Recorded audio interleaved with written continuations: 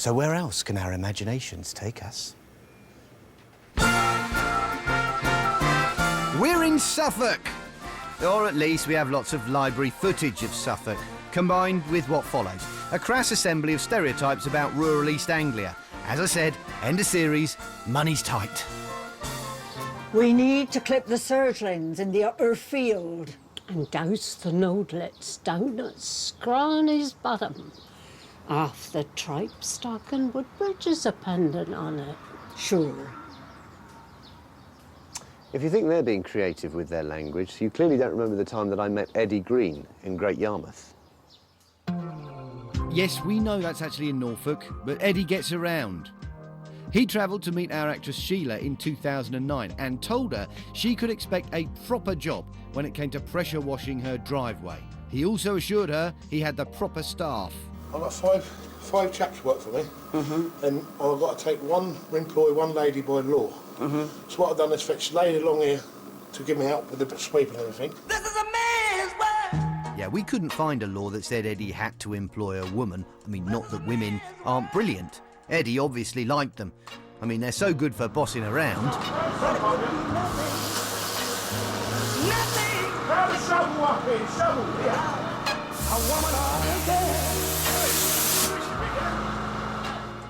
Well, they finished cleaning our drive in record time. Look, it's clean enough to eat off. Ah, well, it was. But had he done a proper job as promised? Gardening and driveway expert Mitch Westwood was on site to advise us.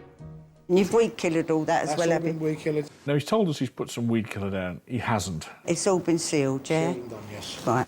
Now, he hasn't sealed it at all. Now, the consequences of not doing those two things is that the algae and the dirt are going to be back pretty quick, and within 3 or 4 weeks, the whole thing's going to be dirty, grubby and covered in weeds again. So Eddie's pants were certainly on fire, and after he'd pocketed 580 quid, it was no wonder Mitch was unimpressed. We weren't too happy either, but we thought we'd give him a chance to redeem himself by calling him back to the house to show us his tarmacking skills. Other brands of asphalt are available, and I took a ringside seat with Mitch. We're on. Unsurprisingly, these skills weren't much better. It was a very slow start. Would you give this job so far out of 10, Mitch? It's not on the radar yet, Matt. Is it not even a 0? No. This is an incredibly slow rate of work. It's hard to get across to you how slow the work is proceeding here. Followed by a lazy and shoddy job. Garden roller. It's the garden roller, the trademark of any really not very good tarmac lad. Yep, it was Mitch's worst nightmare. Eddie and his men poured the tarmac straight on top of the existing paving, and we couldn't let this truly terrible job go on any longer.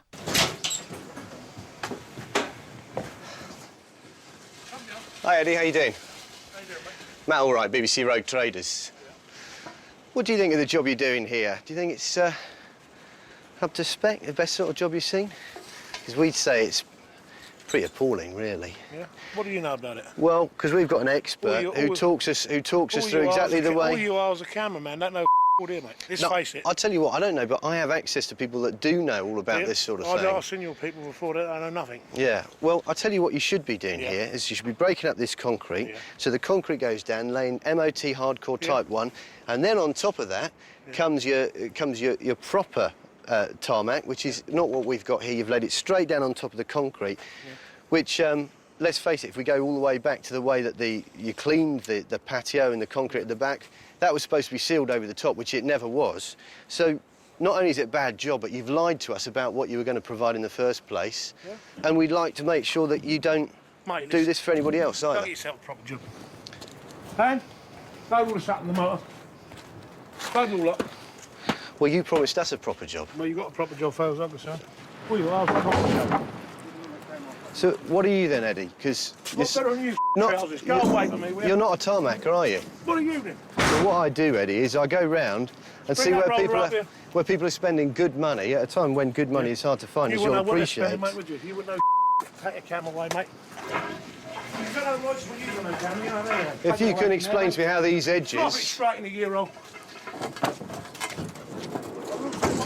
Go on then. That 580 I had the other day, a lovely meal on it.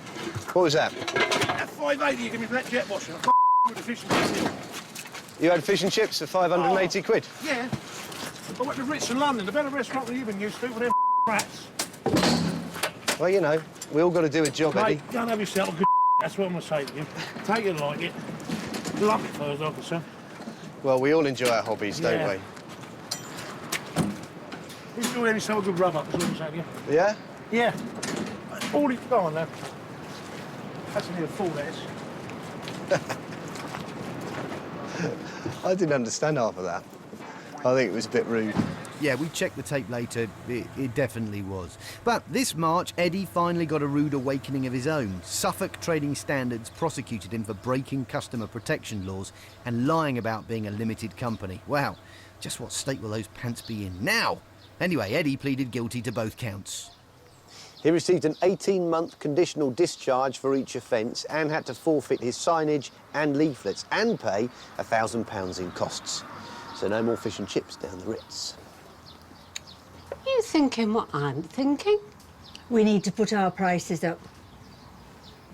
Yeah, well, let's hope they don't raise them as much as our next set of rogues, a company that preyed on the elderly and specialised in getting as much money out of them as they could. The stuff they were selling was costly.